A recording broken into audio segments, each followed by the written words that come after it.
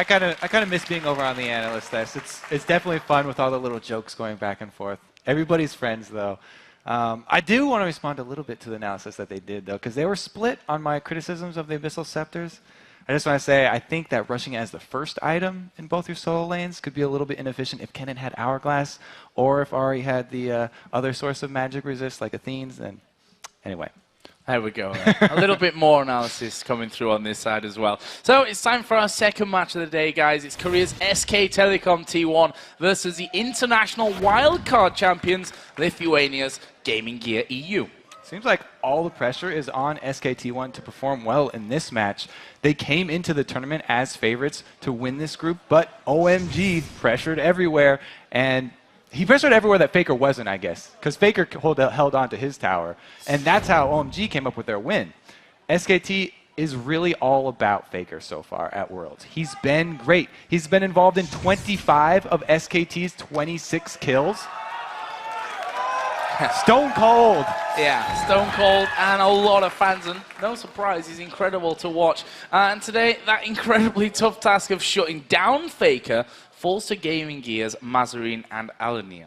Yeah, if we do look back to Gamescom, the synergy between Mazarine and Alanir was really the reason they were able to get past the wildcard favorites, which was Pain, and get to the spot that they're in now. So if they want to get past SKT, they're going to need to rely heavily on that combo again. I think Alanir ganking side lanes and Mazarine roaming, coming up with some game-changing mid-game plays is really the secret here for Gaming Gear.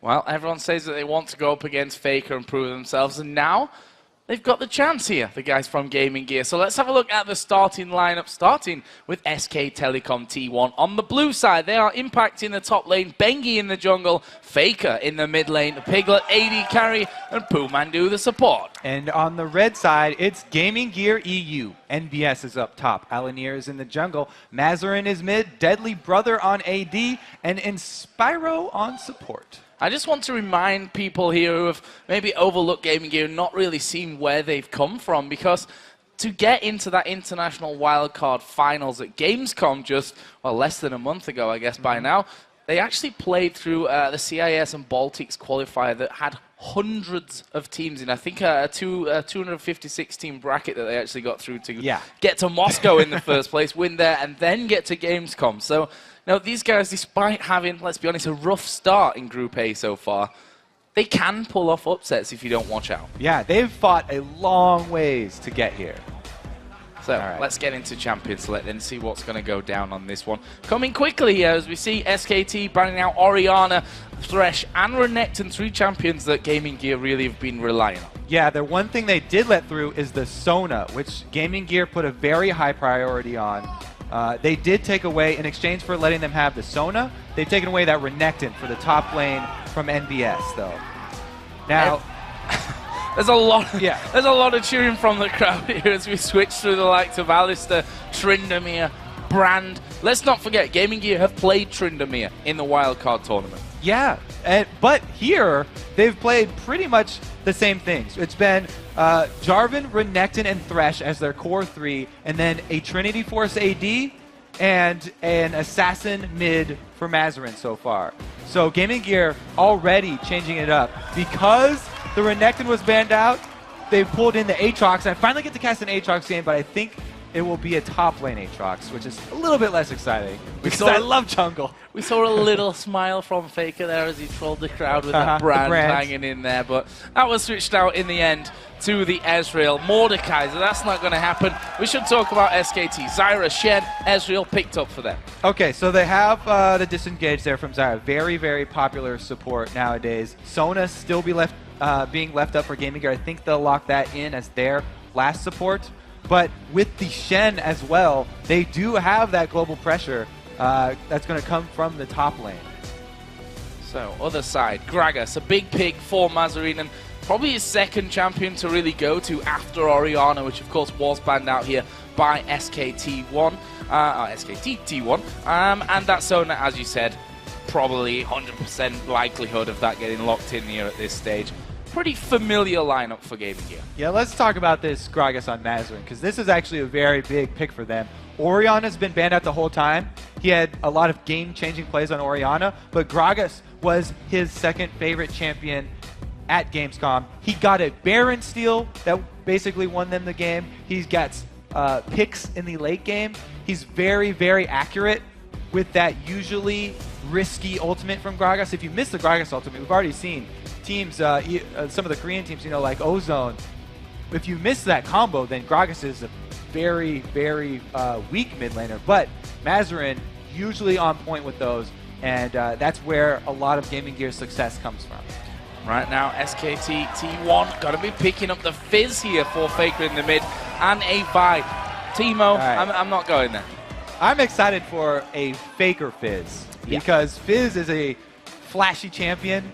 You can pull off some very spectacular moves, and Faker is definitely the man that you want to put that champion in front of.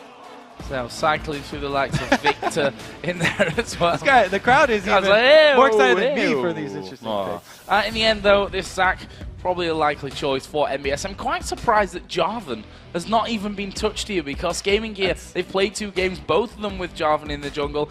SK Telecom have also had Jarvan in their game against OMG. That's why I was expecting a top lane Aatrox here, because I was assuming that they would just lock in that Jarvan, but you're right, Gaming Gear making a lot more changes than we initially thought.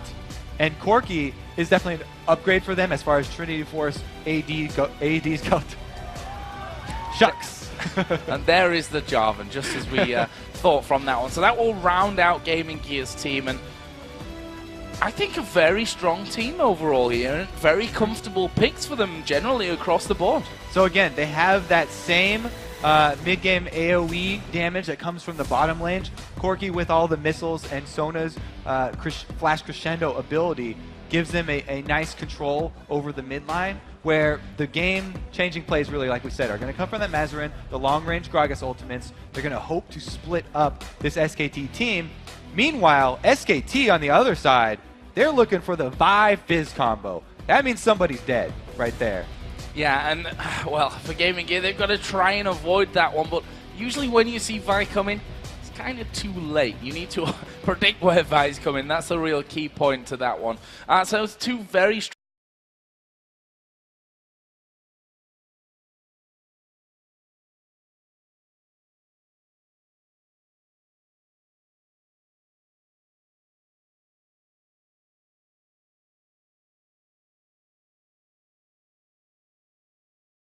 where Vi's coming. That's a real key point to that one.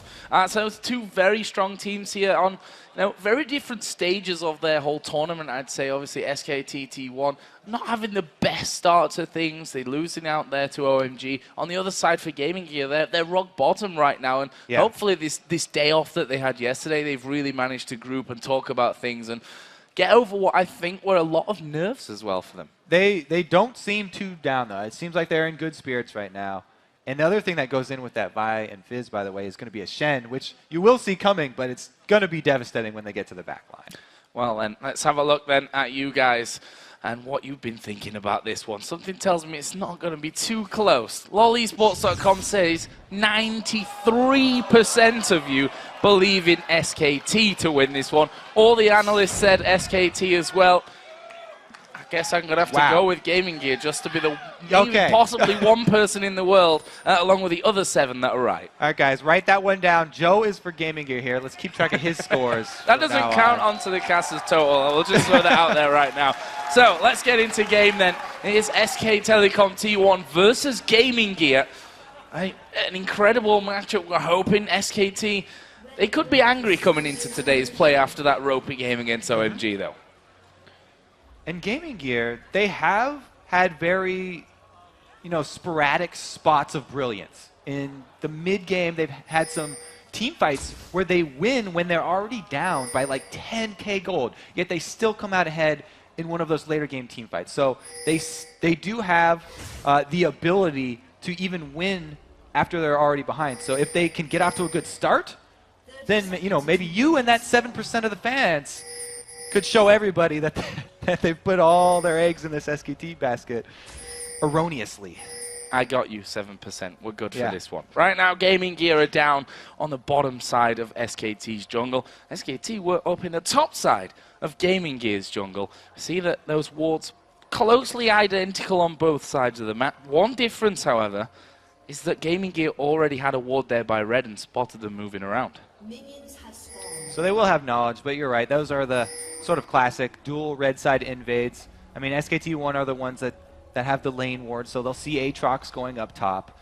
And Aatrox as the top laner, the reason that Wicked really likes him so much, because you can make use of that passive very early, go for a turret dive and a flashy kill early, and then once you have your ultimate, popping that with the extra attack speed you get from charging up Bloodwell means he's a beast at taking down turrets if ever left alone. So there's a red buff taken from Alanir, and a very quick one at that, using his smite here to get that one away, actually leaving up part of the camp as well. So Bengi's going to come around and have to reset that one a little bit later on. And because of that Tribush ward, they saw the exit of Alanir out of the jungle, so Bengi's not wasting much time here. He's not going to even go check his red, knows that it was stolen away, and he will answer here with the Gaming Gear red. So look at that statistic there for Mazarine. 100% win rate with Gragas from that wildcard tournament. We'll see if that can continue today. Certainly, I think a different caliber of opponents that he's going up against. It's Faker in the middle, after all. Faker's definitely a different caliber. Maybe be in his own league even. I don't know how many people can stack up against him. He will be going up against Reginald later in the day, so he has not faced all of the international mids. We'll see about that one. I'm sure Reggie's really excited about that one as well. He actually is really excited. He's not super confident, but he's very excited. Excited, at least. So we saw there a bit of counter-jungling going on. And I say a bit, I mean really a lot, actually. Yeah. We've got the entire time Bengi on the top side of the Gaming Gear jungle. Alanir's down on the bottom side, and he's actually moving down now to that bottom side of this bottom lane. So we'll see if he can actually get in here. They've spotted him, though, from that Tribush ward. Ooh, good flash there from MBS. Gets out of the Vault Breaker range from Bengi. And there was no, late flash there from Bengi. You can actually Vault Breaker flash and still land it, but you have to instantly react. It's very, very difficult to do. Now Aatrox, with no flash, will have to worry. He does not have wards up top either. And with Alanir not backing yet, he's not going to be able to supply wards for Aatrox. So this mid lane and Mazarine on Gragas versus Faker on Fizz, and Mazarine got a slight CS lead, got actually a level lead there. We saw him hitting level 4 that little bit earlier than what Faker's done, and Mazarine generally being good with this one, but Alanir right now is down in this bottom lane, hammering away on towards Piglet. They switch around. Deadly Brother going very, very low from this one. Piglet forced to flash away. Deadly Brother has managed to walk, but now they turn around. They're going on towards Alanir. Are they going to be able to get across? Flash. Here is Bengi moving across. They've got a ward for vision on towards Alanir. Right now, it looks like they might be able to get back to the turret. There's the grasping roots on Inspiro, and he does get back to safety. That exchange right there just reminded me that Bengi, or Piglet actually, he's running Ignite with the Ezreal. So he's definitely looking to Arcane Shift forward into the fights for cleanup, as opposed to backward. But Deadly Brother was the one, the ADK right there, overextending a little bit. Almost cost him his life. But nobody goes down. SKT1 are able to shove the wave into a turret, which is going to allow some CS to be lost right there for Gaming Gear. So Bengi on his way, and he's like, look at that. Camp all up. Bad times. So, then we'll clear that one out. This top lane, despite that early pressure from Bengi, MBS, no flash, but Aatrox generally going to be that little bit safer with the ability to jump away, get his slows down, and have that passive for use if needs be. Yeah, Bengi having to clear out those small lizards from the lizard camp means that he knows Alanir doesn't have the timer on his red. So I don't think that there will be a repeat invade from Alanir on the second respawn of that red. But Bengi's going to be aware of that, so they can actually take advantage of around the 7-minute mark. We've seen a lot of these Korean teams go for secondary invades on the buff spawns. So Alanir just had a bit of a visit towards mid. Faker actually recalling from there, and he's going to come back into lane with double Doran's rings. Got himself some wards as well, so should be able to set things up for Bengi to actually get in there and have an impact. Yeah, and like you said, we're coming up on that 7-minute mark. So with Faker timing his recall already at 6 minutes, he's going to be ready with that power spike of the dual Doran's rings, but he's also bought pink ward and green ward, coming to clear out so much vision from that mid lane. You can see even Bengi as well as Ezreal doing their part, buying these pink wards. They are going to spam vision in this bottom side, which is very dangerous for Gaming Gear. We saw Mandu there, and Piglet taking a bit of a blast from Inspiro. Right now, Bengi is waiting inside of the tri-bush. They're going to spot him. They've spotted him there coming around. Right, and then they just back away. He uses his pink ward there so they can clear out that vision in that bottom lane. It's going to leave Gaming Gear now a little bit more conscious as to where they are positioned in that lane. Interesting. So Bengi going bottom with the gank. He's able to tell that Gaming Gear have a ward in that side bush because they started moving back only when Bengi got into vision of that river ward. He drops his pink up there to clear that one, and it allows Piglet to use his pink ward to clear side bush. So now Piglet and Pumandu have side bush control as well, which is very important for Zyra with the skill shot CC. Well, the funny thing is he put his pink ward down on that top side bush, but there's a pink on the bottom side as well. They're kind of missing each other on that one. There's Bengi's statistics right now for Vi. 100% win rate. Certainly the kind of win rate that you don't mess around with. As Mandu putting down more damage. He's around about half HP himself, so they need to be careful not to go too far. Up top, they've timed the flash here from MBS. It's about to run out.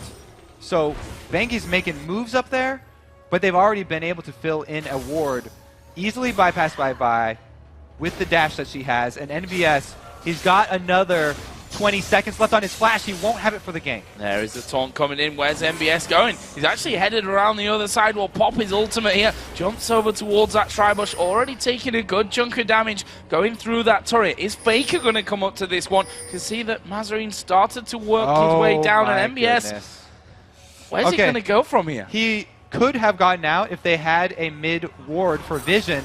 But since Faker went to farm the Wraith camp, he thought Faker was coming to cut him off. And he burns his flash again. Yeah, he wanted to burn his flash to try and not give up first blood and suicide to turrets right there, but he ends up doing both. Mazarine there going to throw down the barrel, but Shen going to come into this one. Lands a taunt. Mazarine is a dead man. Faker picks that one up. Meanwhile, Inspiro goes down in the bottom lane. Mandu is low. Piglet's going to chase in here on towards Deadly Brother, who will have to Valkyrie back away towards that turret. And well, when it rains, it pours here. As Alania now being troubled underneath the turret of his own. Faker tanking that one up. That'll switch off. He's going to go down. Alania picks one up there, but that's kills everywhere for SKT. That was devastating for Gaming Gear all over the map. Aatrox's dead, first blood. Aatrox passive down as well. Bengi's not done. That's Deadly Brother, and he's going to go down for this one. Did manage to pick up Mandu in the process of that one, but still, it's another one spread across the board. Look at the kills here. 2 for Bengi, 2 for Faker, and a single one there on Piglet as well. They have been able to trade there. Faker, because he used the damage coming down portion of his playful trickster, the trickster part, he got tower aggro and died. As well right there, Deadly Brother was able to answer, but even more important than the kills is all the CS that they pushed up and all the CS that Deadly Brother is going to lose by being dead. So MBS, no passive at this point in the game. No flash either that was used as he tried to escape a little bit earlier on, which leaves him very, very vulnerable in this top lane. We already saw Impact there giving him a good bit of damage back after the taunt comes in. So things start to slow down somewhat. Let's have a look down the items between the AD carries. Almost a mirror image between the two, headed both up towards that Trinity Force. Yeah, that's no surprise. Both of these are the Trinity Force AD carries. I guess Kog'Maw's in there as well if you're Genja or if you're Imp. Yeah, if you're Imp looking at Genja. Double Lift is not sold on those yet still, though. So, across the map, we see already boots and mobility in there for Bengi. That's going to make him a little bit more dangerous as he runs quicker around the map. Picking up an Oracle here 10 minutes into the game. Wow, that's a very, very ballsy pickup. A little bit less so with the changes to Oracles because it does persist through death now. I guess that just shows confidence that they want to be able to clear out and continue to have pressure on each lane. Oh, Deadly Brother trying to put down Piglet here, as we are going to see Stranglethorns coming in. There's a crescendo. Well, here comes Bengi from the side. They've not seen it. This could cost them. Deadly Brother surely going to be finished off. Bengi picks up another one. This will be a 2-for-1 in the end. Right. Pumandu did go down, but a 2-for-1 and 2 more kills for Bengi. Okay, what it was Bengi was the one getting all the last hits. I forgot he was the one getting all the last hits. So the way that you exert your pressure as a jungler, if you're the one who gets all the last hits from your ganks, is that you get the mobility plus vision control of the Oracle's mobility boots combination, and that allows the first kills that your team gets to effectively pressure all lanes, because your opponents don't know where the jungler is, so every single lane has to play careful, or they go down just like that. That's going to allow a dragon pickup here for SKT. We also saw the move from Impact there, going between the inner and outer turrets in that top lane and stealing away that entire wave of minions. Faker actually did start to come down, by the way, to that bottom lane to see if he could get involved in a few more kills. In the end, though, it's Bengi who's soaking the wall up. Oh, yeah. MBS and Impact here gonna have a bit of a fight with each other. Actually, Alanir is coming around the side as well. Impact pretty tanky already with that Sunfire Cape in there. He's not actually seen Alanir coming down, so this could be deadly as Jarvan does come around there. Impact down to below half HP. He's going to try and stand United away, and he is going to get away. Wow, brilliant from Impact. Straight to base. Nice recall. He's got a good shield down there, ready to buy. It is going to give them the tower pushing power that we talked about for Aatrox, and that combined with Jarvan will be enough for Gaming Gear to claim the first turret of the game. First turret of the game for Gaming Gear there. Exactly, or not quite exactly 3,000 gold behind, but certainly close enough from that one. Bengi here going to get things kicked off on the blue buff. We'll see Faker come around and collect that one for himself. On the other side, Gaming Gear's blue buff is available for the taking as well for Mazarine. Yeah, Bengi actually doing a very good job of showing why it's a good thing to let your junglers have the kills, because they can visit all of the lanes and pressure the entire map because of the early roaming advantage that they have. And I also like that he's building into that spirit of the ancient golem on Vi, because it will give him some HP to make him a bit more tanky and tenacity for him to allow him to get out. But cooldown reduction is really the best way to scale a jungle Vi as they contest for this blue here. There's enough pinks on Gaming Gear, though, that they are able to chase off SKT. Anyway, cooldown reduction is amazing for Vi, because proccing her denting blows is the way you get so much damage. Oh, not great from Piglet, the aim on that one, but that turret going down very, very low there and will be finished off here along with that one as well. Piglet just trying to run as much of those minions down low as he can to prevent Deadly Brother getting the farm. Blue buff actually is still up there, so in the end they decided not to fully challenge for that one unless they left the camp up somewhat. No, it is still there, so SKT going to come around. Gaming Gear looking like they're not quite so happy with giving it away, though. Sona's definitely committing to this one. She's cutting off Bengi. They're all coming around from this one. Bengi down to half. There's the Stranglethorns crescendo. Moved away from Mazarine's barrel. Will push Bengi away from danger. Mandu will die. And now Piglet is the one that's going to be in trouble. He's looking to get over the wall. Arcane Shift will do that. Inspiro goes down. Piglet actually sniping him off there with a Q. And I don't think they're done from this one. Bengi has come back into the fight. Deadly Brother going to get initiated onto. And that is another kill coming in. Actually did manage to finish off by. And now Faker is very, very low. It's still going though. He dives back in. Mazarine takes him down. Piglet flash away from Mazarine. Can he finish off Jarvan? Where's the slide? Oh, it doesn't matter. He'll finish it off there anyway. And wow, a turnaround, a 3 for 2 there in the end. Actually, it was a 4 for 2 really, because Mandu died right at the very start. This is a great foothold here for Gaming Gear. All started from Inspiro going around behind them. Even though he missed the crescendo and Mazarine's ultimate knocked away by, because of the positioning of Faker not rotating down, they had the early champion advantage here. We do get the... Okay, let's go back to the game because Alanir almost died. But yeah, they had the early champion advantage with one extra champion there. So even though the ultimate's not the hugest effect for Gaming Gear, they were able to focus their damage, take down Zyra very early, and come out ahead in that.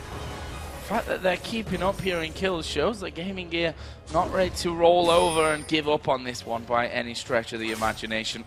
We've got the Dragon coming back up here in 1 minute and 40 seconds time as well. A distinct lack of wards, pink wards in particular, down there on that side, which sure will change here in a few as we see that both Alania and Deadly Brother do have those pinks, and Inspiro as well, as you maybe expect at this stage from the support. So they're certainly going to be able to get those pinks in position. Whether they're willing to fight there or not is a different matter. It looks like they're definitely not going to give up this vision battle, and it shows because that's how, you know, they got that one little advantage in the last blue buff fight. The thing that's really scary here, though, is that SKT have hit the Lich Bane and Trinity Force spike at the exact same time here. So the Fizz and the Ezreal are extremely scary right now. And they also have Shen stand united. So whatever move SKT want to make on the map, it's going to be Gaming Gear having to play a little bit defensively and trying to answer this SKT aggression. Well, that Dragon now less than a minute away. MBS, is he going to come down for this one? You can certainly expect that a 5-man presence is what Gaming Gear are going to be planning for in this one. There's a couple of wards there put down in middle just to keep vision up for SKT. They're actually going to lose their tower here in this mid lane. That's going to put Gaming Gear back in the lead when it comes to towers, and they're not done. They're still pushing. They're getting very deep here. If SKT collapse, they have the advantage in this team fight. Deadly Brother still has 12,000 gold sitting on him. His Trinity Force has not been completed. Oh, they've held up Inspiro there. And the grasping roots. Bengi moving forward. Shen can get involved as we see Ezreal come around this bottom side again. Gaming Gear actually headed down towards the Dragon position now, so they're going to set things up. Double ping ward, not ideal, but they're going to have that vision nonetheless. They start it off. They're burning it down very quickly here. SKT have by ulti. There we go. Bengi going to go in. They've gone for Deadly Brother. There's a crescendo coming back. Stranglethorns knocked 2 of them up. Inspiro, Alania, they're both dead in this one. There comes the barrel from Gragas very late in the fight, but look at Faker. He's gone low. Bengi picks up the Dragon right in the middle of everything. This fight a little bit split. Double kill coming down in the end from Impact. Mazarine the only one to walk away from it with the Dragon going on to SKT. That's a lot of gold right there. I think Gaming Gear should have taken their exit when they got away from their mid push. Now Mazarine's still pushed up here, and it is still dangerous. Even though Vi and Shen ultis are down, he's got to be careful. Piglet taking a blast from Mazarine as well there in the end. Didn't fall, so that's all good from SKT's side of things. Look at the kill spread as well again after that one. 2-0-4 now on Impact Shen, 4-1-5 for Bengi, 2 kills in the mid for Faker, and a 5-1 for Ezreal here for Piglet. That is scary. Here's a fight again. All right, so because SKT had collapsed earlier, Gaming Gear try and get Dragon and chew this one out. There's a good double taunt after Shen comes in. It was a beautiful, as well, ultimate there from Zyra, knocking them up and controlling them, but the Dragon still low means that even after all the kills that SKT got, they also got that Dragon gold, so it was just an all-around win for SKT, and like I said, I think Gaming Gear bit off way too much because they had shoved down mid with very little resistance from SKT. They were fooled into thinking that they had the teamfight advantage and they could go for a Dragon before basing for Deadly Brothers Trinity Force. Meanwhile, the already completed Trinity Force and Lich Bane on SKT. Too much damage output. Scary. MBS there we saw taking so much damage from this Shen. Spirit Visage plus that Sunfire cape in there for him right now as Faker pushes out that bottom lane as well. Top turret can't be contested either here for Gaming Gear. 2-man team able to pick that one up, and it looks like with those wards down they're going to start to close in towards this mid lane. With the amount of gold that SKT got from that last team fight around Dragon and the Dragon. Oh no, Mazarine's going for it. Yeah, Chum the Wards goes down, but good flash. Yeah, gets really himself back towards safety there with that body slam plus the flash coming in. Faker though, you'll be happy with that. Your flash has gone down. They can keep pushing it. Next time around, you're not getting away. Very, very dangerous now as Faker's already heading towards that hourglass for the extra rotation that he can get off. SKT1 right now, since they have control of the entire map, all I have to do is ward up the insides of the jungle here from Gaming Gear and CS all the lanes until they get the cooldowns back for another one of those decisive team fights. Look at Impact there over the top. In fact, forget that. It's Bengi coming around the side. Piglet was on the top as well. But this top lane, as I was mentioning, Impact, so very strong with this Shen at this stage. Done brilliantly with his taunts. Stan United's all being in the right place at the right time. Meanwhile, Faker, he's not even hidden himself in this bottom lane. He literally stood there and waited for Mazarine to start backing away. Goes in, he's now on the top side of the tower with the minions about to be taken down. And look at this, he's going to put the damage in onto Mazarine. There is Shen coming around. Didn't really need him in the end. Impact and Faker again teaming up for the kill. They're going to do a lot of damage to this turret. They might even stick around if Impact tanks it up for the kill. Yeah, Fizz is great at getting down poke damage even as a melee under a turret because he has so much mobility. Another engage here from SKT1 on the other side of the map. Alania sliding in from this one, puts a Cataclysm down. Will it be enough to save MBS though? He's trying to run away. Alania, is he going to pay his price for it? There's a crescendo from the side. They focus onto Deadly Brother. He will Valkyrie back to the tower. Piglet goes low. He's exhausted, but Bengi dives in. Also very low here. Inspiro takes a big hit, but in the end, no kills. But look at the bottom lane. They're pushing. They're on the inhib. That was 3 versus 4 up top, and SKT1 able to chase off Gaming Gear, allowing Faker plus Impact to take down the inhibitor turret. Their base has already been breached. Base is breached. There we saw Inspiro, or didn't see really Inspiro going down, but I'm sure it wasn't that entertaining anyway. Bengi just getting straight in there. That's a 5-1-5 buy. Look at this though. Deadly Brother goes straight in over the top with a Valkyrie, trying to chase down Piglet, who's already very slippy. There's a bomb landing. Mazarine is coming in there as well, but Ezreal, being Ezreal, will be able to escape. Aatrox with his passive down is very vulnerable, and his dash is gone. Yeah, 3 men on top of him right now. Chances of survival, 0. Faker gets that one. That's his 4th of the game right now. And 1 by 1, they're falling here, and Faker's not done. He's looking for more. Actually, he'll back away and recall. Oh, in fact, the entire team of SKT are going to recall. They've got plenty of cash to spend right now. This is going to be a very difficult defend for Gaming Gear. Because that inhibitor turret is already down, SKT1, they don't even need Stan United available. If they wanted to, they could just walk down that bottom lane and force the fight at inhibitor. They can also clear out vision on any area of the map that they want right now and force Gaming Gear to come to them. It's an 11,000 gold lead that SKT are currently sitting on. Those wards that were put down by Gaming Gear are going to be just as quickly taken away from around the Baron pit. And SKT, they don't even need to risk Baron, but in the same token, they can fight Gaming Gear if they come anyway. This should be a win-win scenario for them. It is actually very dangerous for Gaming Gear to get next to this Baron wall, because Faker can jump right over. And there we go. Faker dives in. Deadly Brother, he's going to fall. Inspiro getting hit by the True Shot Barrage. Will have to back away. I see Alani is still in there trying to take down Mandu. But honestly, it's just a matter of time there as he gets knocked up. He gets taunted and finished off in the end by Piglet, who's now back on the killing spree at 6-1-5. SKT, they're going to go straight back into the Baron pit. This should be theirs. Yeah, when you get this far ahead, you have the money to clear out the vision around Baron to force your enemies to come to you, and then you also have the items to back up the picks when they come to the edge of the Baron pit. Vi, Fizz, Ezreal, Shen, all can get right over there, and Zyra can throw her snare over the side, which is what she needs to get down. So very tough place for Gaming Gear to be in. At least Gaming Gear is able to answer with the Constellation Dragon. An added bonus, or a little bonus, I guess we could say, not really added, just to bolt on to what happened a little bit earlier on. SKT, well, that gold lead is 12,000, 12,500 even at this stage of the game. We see that that's actually the first dragon of this game for Gaming Gear. We'll see if they can do anything to stay in this one. Right now, though, they're going to be on the defensive. SKT T1, they've got Baron on, they've got a massive lead in both gold and obviously then translated into the items. This is a dangerous time for Gaming Gear. And they've got a massive lead with a team that has a guaranteed engage. They've got Vi backed up by Shen and Fizz the Assassin. Like I said, very good at poking under turrets even though he's melee.